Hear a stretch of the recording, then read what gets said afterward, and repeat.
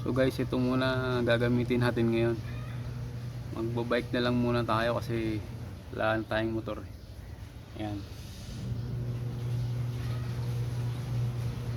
Medyo na ano na rin yan natin kasi wala namang nagbo-bike kasi dito eh. Bihira nilang gamitin. So ayan, gagamitin na muna natin yung bike na yan.